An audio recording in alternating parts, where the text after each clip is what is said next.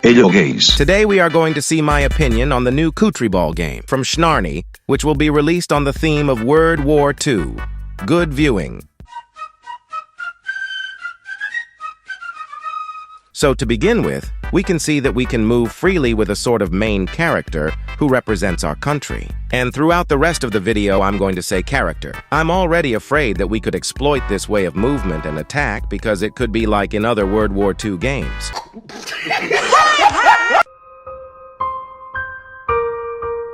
Or Iron Assault for Roblox players. That is to say, of everything annexed just with a troop, and therefore in this case ours personally. Because we can see at the beginning that there is no soldier on it, and that on the square next to it, as shown in the beginning, with France attacking the 2 Italian troops and therefore launching a fight. Besides, let's talk about the fights. The year was 1900, 'tis worth remembering. There is not much to say about combat because the system resembles that of Country Ball Europe 1890. By who added new troops like new tanks with M4 Sherman, Panzer I and II, KV-1. There is also a new vehicle with a big addition, which are the planes, as we can see in the first fight scene, with a Hawker Hurricane, where the attack looks like a bombing or just a dive machine gun shot. I hope that all these additions will be useful for something and not for nothing, like in Country Ball Europe 1890 with the tank, which caused very little damage, the same with plane, or it will not be just to enlarge the bestiary. We can see a new combat mechanic and a new use of cards, or this time, if it will no longer be necessary to use mana because the cards will be free but limited. In these cards we can even see a card that intrigues me, and which is gas. This card seems to inflict damage over time, but I don't know if it also counts against our troops or not, because we can see in the teaser who first puts gas masks on his troops. Otherwise, the idea of the card is good, I hope, who will have another one like this.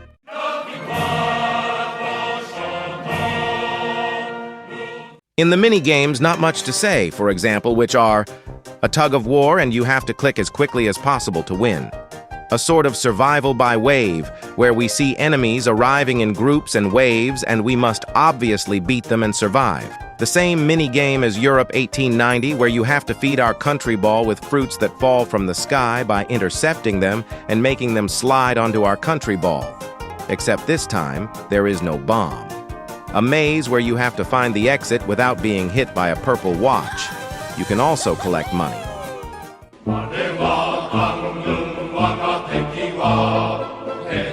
For me, one of the biggest parts of the game is the management of your country, which is much more comprehensive than just the food consumption and taxes of Country Ball at War. We can see in the trailer that we can build buildings, with the most important building in the game for me, which is the State House.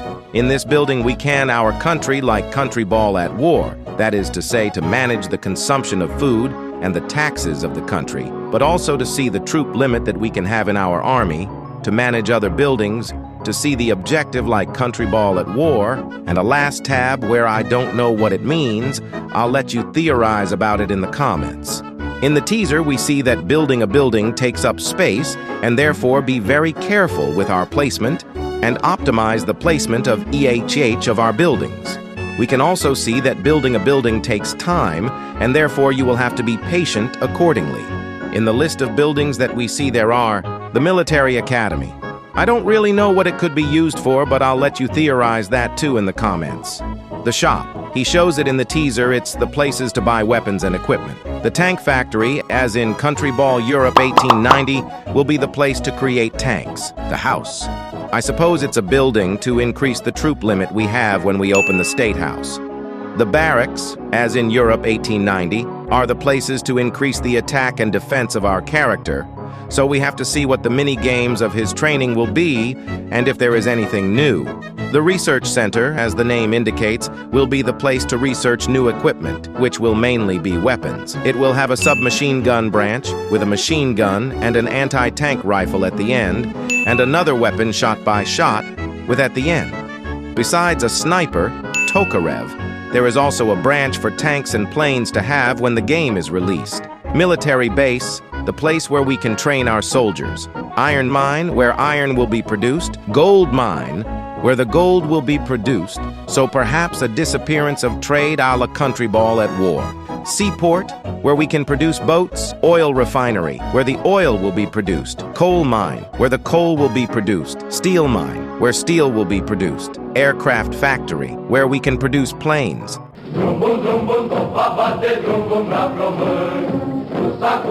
There will also be the character to manage, such as choosing his weaponry, which will be very good. Because this time, compared to Europe 1890, we will not have to wait a turn and waste a card to give an object to his character. We can also give him skill points in defense, life points, attack, and the last one I don't know, so also your theory in the comments. We can also change a kind of deck with your cards inside, like in the teaser with a sniper, a pistol, gas, and the apple. We also see a hat which must be exclusive to each country.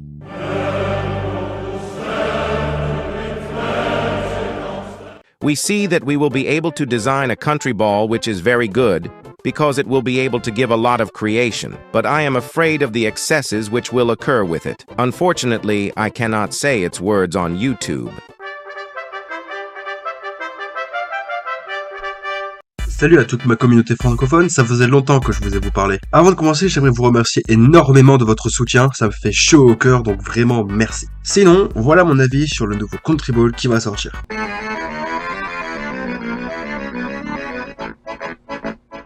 Alors pour commencer, nous pouvons voir qu'on peut se déplacer librement avec une sorte de personnage principal qui représente notre pays. Déjà j'ai peur qu'on puisse exploiter cette manière de déplacement et d'attaque car cela pourra faire comme dans d'autres jeux de la Deuxième Guerre mondiale.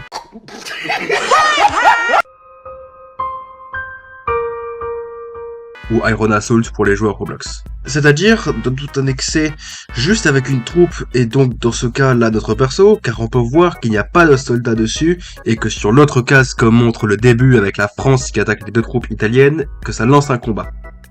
D'ailleurs, parlons des combats. The year was 1900, 'tis worth remembering. Sur les combats, il n'y a pas grand chose à dire car le système ressemble à celui de Country Ball Europe 1890, à part qu'ils ont rajouté des nouvelles troupes comme de nouveaux tanks comme le M4 Sherman, le Panzer 1 et 2 et le KV-1.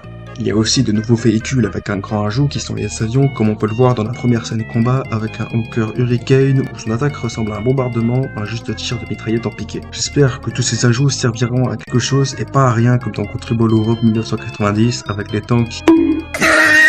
La même avec avion où ça sera pas juste pour agrandir le vestiaire. On peut voir une nouvelle mécanique de combat et une nouvelle utilisation des cartes où cette fois, il ne faudra pas utiliser de mana car les cartes sont gratuites mais limitées. Dans ces cartes, on peut voir une carte qui m'intrigue et qui est le gaz.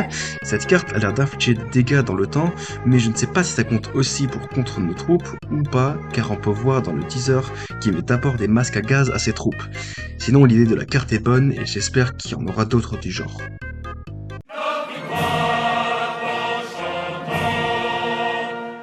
Dans les mini-jeux, pas grand chose à dire. Par qu'il y a un tir à la corde et qu'il faut cliquer le plus vite possible pour gagner. Une sorte de survie par vague où on voit des ennemis arriver par groupe et par vague qu'il faut les battre bien évidemment et survivre. Le même mini-jeu que Europe 1990 où il faut nourrir notre Country Ball avec des fruits qui tombent du ciel en les interceptant et en faisant glisser sur notre Country Ball, sauf que cette fois-ci il n'y a pas de bombe. Un labyrinthe, on doit trouver la sortie sans se faire toucher par un monstre violet, on peut aussi récolter de l'argent.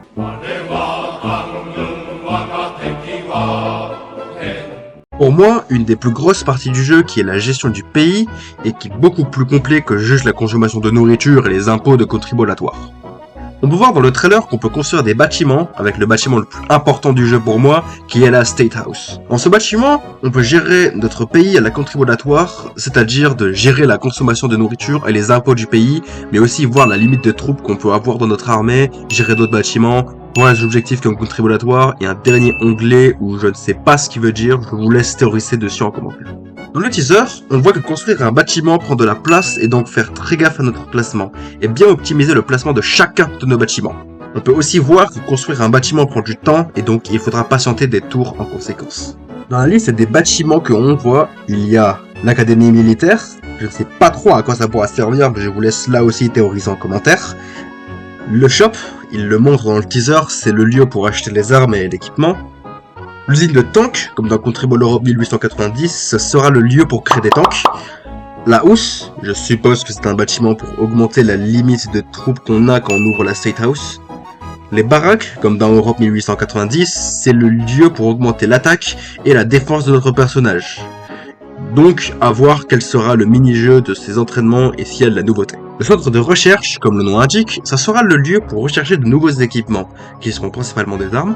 Il y aura une branche mitraillette avec un bout une machine gun et un fusil anti-tank, et une autre arme par coup avec au bout un sniper. Il y a aussi une branche pour les tanks, et les avions, c'est à voir quand le jeu sortira. Il y aura la military base, l'endroit où on pourra entraîner nos soldats, l'Iron Mine, où seront produits le fer, le Gold Mine, où seront produits l'argent, donc peut-être une disparition du commerce et de la contribuatoire, Seaport, où on pourra construire des bateaux, Oil Refinery, où seront produits le pétrole, Coal Mine, où seront produits le charbon, Steel Mine, où seront produits l'acier, Aircraft Factory, où on pourra produire des avions.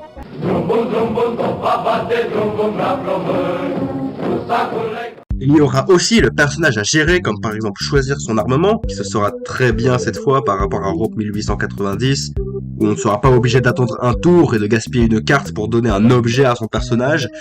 On pourra aussi lui donner des points de compétence dans la défense, les points de vie, l'attaque, et le dernier, je ne sais pas, donc là aussi, théorisez en commentaire. On pourra aussi changer une sorte de deck avec vos cartes à l'intérieur, comme dans le teaser avec un sniper, un pistolet, le gaz et la pomme. On voit aussi un chapeau qui doit être exclusif à chaque pays.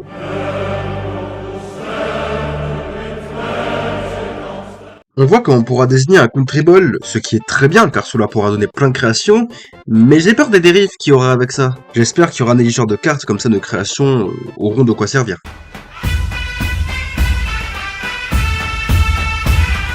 Mon avis sera que ce jeu sera extrêmement bien, et si on en croit tout dans le teaser, va être bien. Mais déjà on voit des pays qui n'existent même pas, comme les pays baltes, l'Albanie, Roumanie, Bulgarie, Tchécoslovaquie, et donc il manque de réalisme. Les mécaniques de construction vont être extrêmement bonnes, même si j'espère que plus un pays est grand, plus il sera fort, car plus d'emplacements de construction, donc je redoute un peu cette nouveauté. Il faudra voir avec la sortie du jeu si tout est bien équilibré, et s'il y a un vrai but à développer des avions, des tanks. Ici oui, ce sera le meilleur jeu Country Ball.